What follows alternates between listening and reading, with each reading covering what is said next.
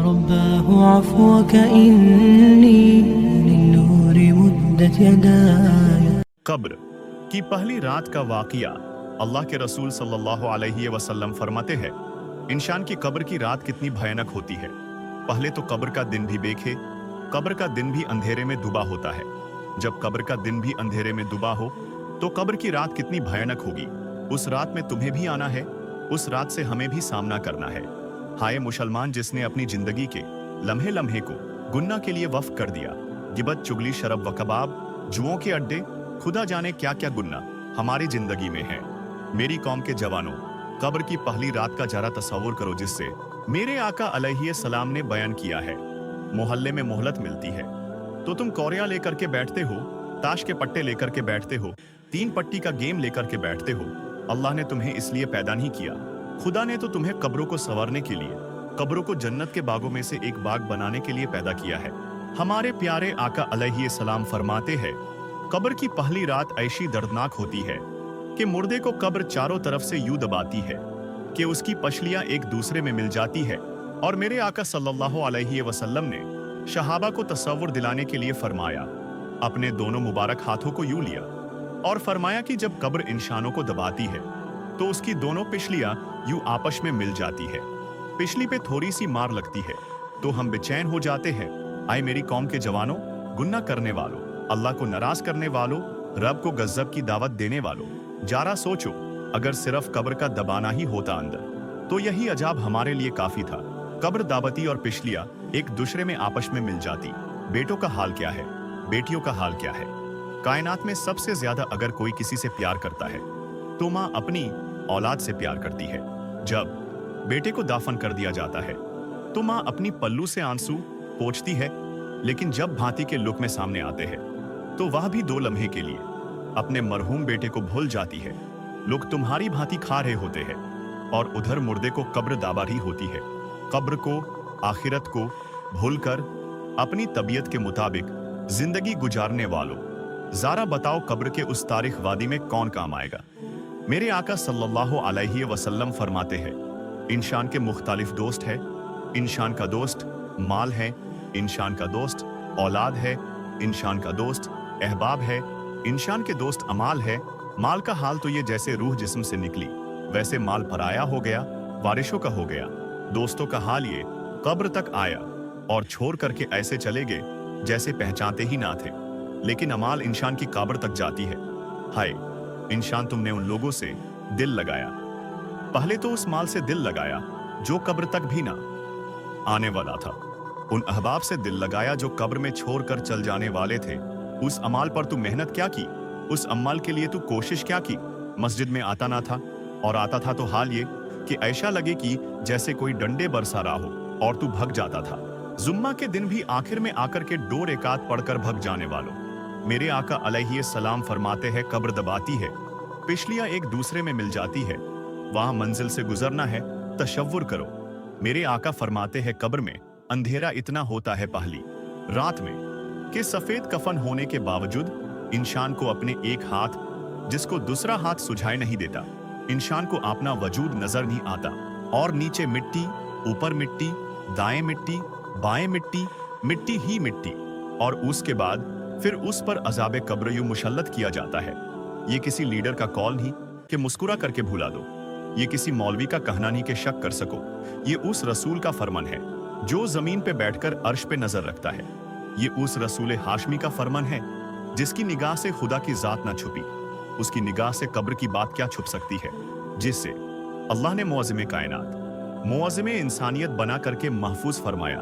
उस रसूल का फरमान है कि अभी कब्र के तारीख की छठी भी नहीं है कि इंसान पे अजाबे कब्र यूं मुसल्लत होता है कि इंसान दुनिया में जिन जिन चीजों से डरता था वो सारी चीजों उसकी कब्र में भेजी जाती है, जो उसको डरा करके वहशत ज्यादा करती है। मिसाल के तौर पर दुनिया में कुत्ते से डरता था तो कुत्ते कब्र में आकर उसको डराते। चिपकाली से डरता तो चिपकालियां डराती है। चूहों से डरता था तो चूहों को भेजा जाता है और वो उसको डराते हैं। सोचो, गली के कोने पे खड़े हैं और कुत्ता आ जाए तो हम दूर भागते हैं।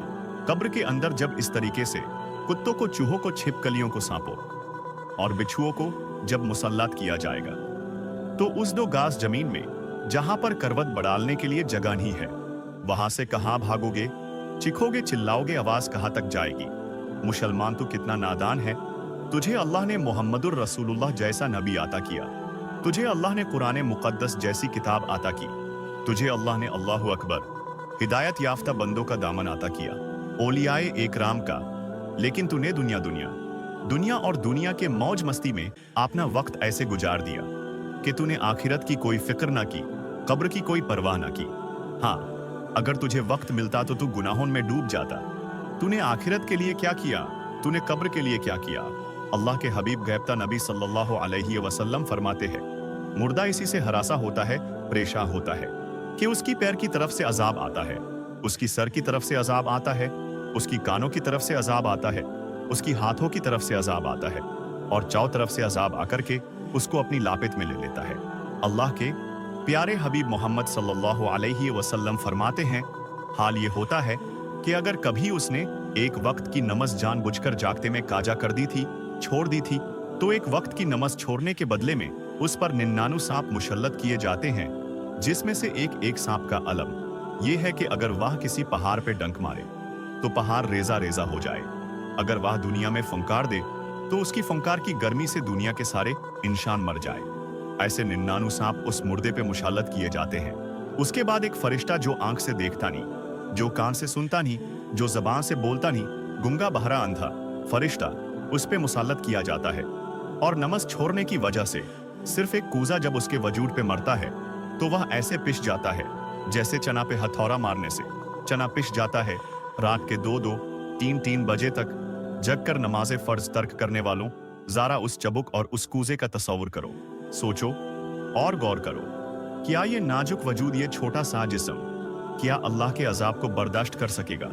क्या रब तबारक व तआला की अजाब को बर्दाश्त कर सकेगा? नहीं और हरगिज नहीं। तो फिर ये रंगेलिया क्यों है? ये तबीयत के मुताबिक जिंदगी क्यों है?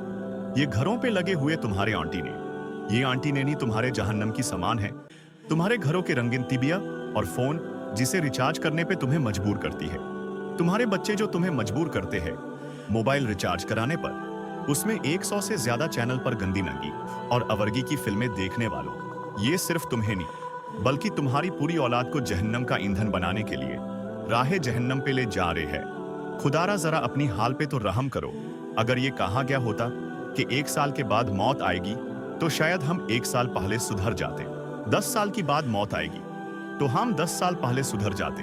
लेकिन मौत ने तो कोई वक्त ना दिया, किसी को मौका ना दिया।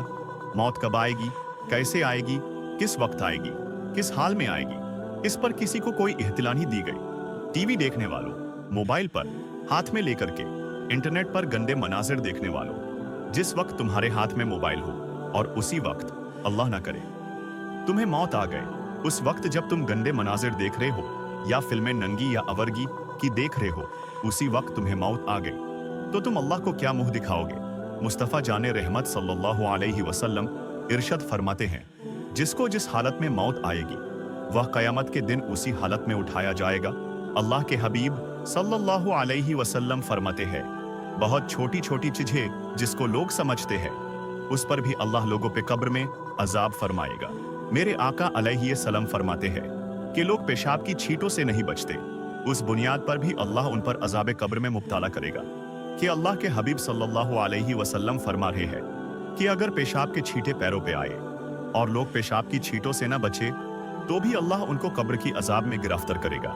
पेशाब तो अपने पेट से निकली है, अपने पेट से निकालने वाली गंदगी, अपने पेट से निकालने वाली गिलाजत, अगर हम उससे न बचे तो अल्लाह अजाब कब्र में गिरफ्तार करेगा, अजाब कब्र में मुब्तला करेगा। अब कब्र का अजाब क्या है? कफन छीन लिया जाए, जिस्म को कब्र के कि रे सांप और बिच्छू खाएंगे, पूरी कब्र के अंदर आग भार का दी जाएगी। ये अजाब कब्र की हल्की सी झलक है। मेरे आका सल्लल्लाहु अलैहि वसल्लम इरशाद फरमाते हैं, कब्र में जो अजाब दिया जाता है, जो मैं जानता हूं, अगर तुम्हें बता दूं तो तुम घरों में रहना छोड़ दो और पागलों की तरह जंगल में भटकने लगो। हुजूर ने नहीं बताया, सिर्फ इशारा कर दिया। इसका मतलब यह है कि आका जो जानते हैं वो कोई नहीं जानता, और ये भी मेरे रसूल की शान की बात है। हुजूर वो सब कुछ जानकर भी लोगों के दरमियान मुआलिमे इंसानियत की हैसियत से, इसका मतलब हुजूर की अकल, और अपनी अकल दोनों बराबर नहीं है। हमें पता चले तो हम पागल हो जाए। अरे लोग भयानक एक्सीडेंट देख करके पागल हो जाते हैं। तो कब्र के अजाब सुनने के बाद जो कमा कहू अजाब दिया जाएगा तो कैसे बर्दाश्त हो सकता है। तो अल्लाह के हबीब सल्लल्लाहु तआला अलैहि वसल्लम फरमाते हैं, अगर मैं तुम्हें बता दूं मुकम्मल तौर पर कि कब्र में क्या होता है तो तुम ऐसे घुलने लगोगे कि जैसे नमक पानी में घुलने लगता है। तुम अपनी जगह पर सलामत नहीं रह सकते, घुल जाओगे तुम।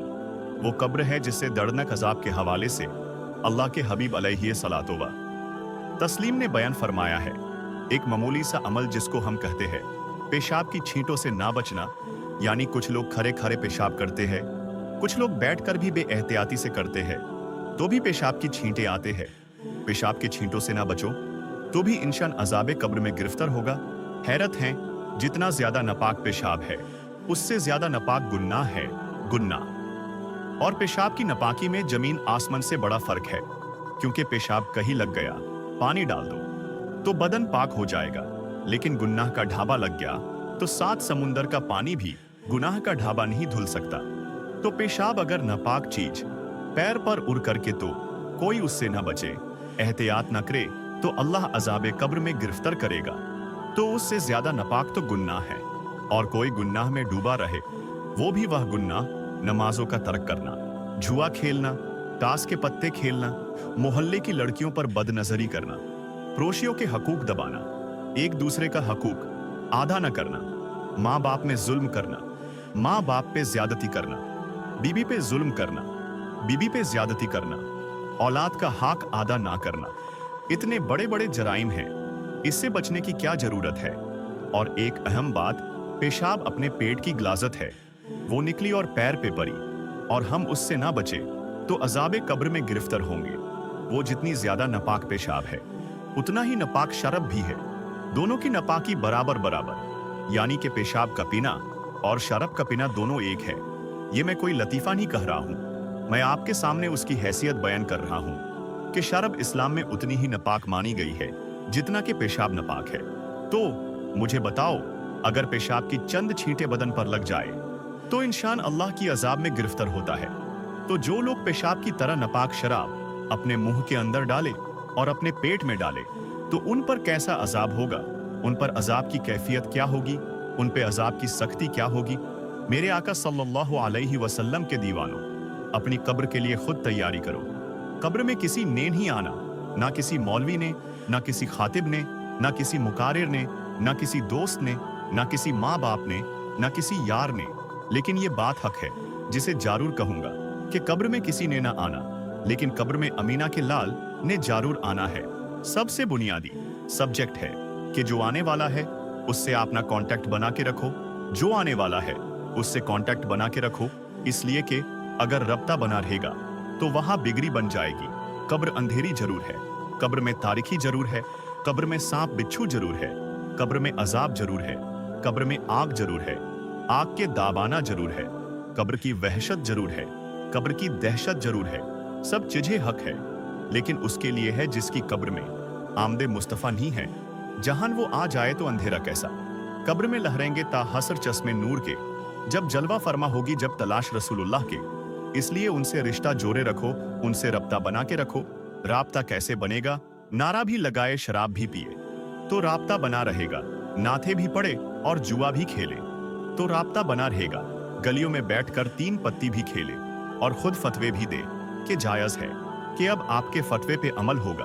अल्लाह के हबीब सल्लल्लाहु अलैहि वसल्लम फरमाते हैं, एक जमाना ऐसा आएगा करीब क़यामत के जाहिल लोग फतवा देंगे, वो खुद भी गुमराह होंगे और दूसरों को भी गुमराह करेंगे।